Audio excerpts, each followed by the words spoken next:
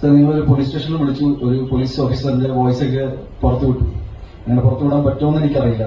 പക്ഷെ ഇന്ന് എനിക്ക് ബെയില് പോലും എടുക്കേണ്ട ആവശ്യം ഉണ്ടായിരുന്നില്ല ഈ കേസിൽ. അത് എന്തുകൊണ്ടെന്ന് വെച്ചാൽ ആ വീഡിയോയിൽ എല്ലാവരും പലതും കണ്ടു കാണും. ഒന്നും ഇല്ലാത്തതുകൊണ്ടാണ് ഞാൻ ചോദിക്കുന്നത്. ഒരു വിഷയം പോലും അറിയാതെ ഇങ്ങനെ അതൊരു പോലീസ് ഓഫീസർ ആയിരുന്നു എന്ന് പോലും എനിക്ക് സംശയം ഇപ്പോൾ. ബിക്കോസ് അങ്ങനെ പോലീസ് ഓഫീസർ ആണെങ്കിൽ ഇല്ലാത്ത കാര്യം എവിടുന്ന് കണ്ടു എന്നാണ് ഞാൻ ചോദിക്കുന്നത്. ബിക്കോസ് എന്റെ എക്സ്പ്ലനേഷൻ ഞാൻ നേരത്തെ പറഞ്ഞിരുന്നു.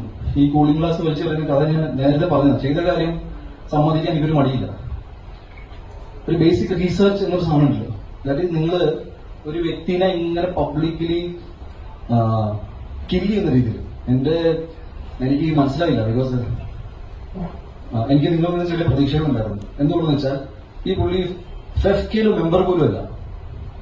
ഒരു ബേസിക് റീസെർച്ചിന്റെ ഭാഗമായിട്ട് എല്ലാ ഇന്റർവ്യൂസിലും ഫെഫ്കയിലെ മെമ്പറാണ് പറയുന്ന ബ്ലേറ്റന്റ്ലി നുണ പറയുന്ന ഒരാളുടെ വാക്കുകൾ കേട്ട്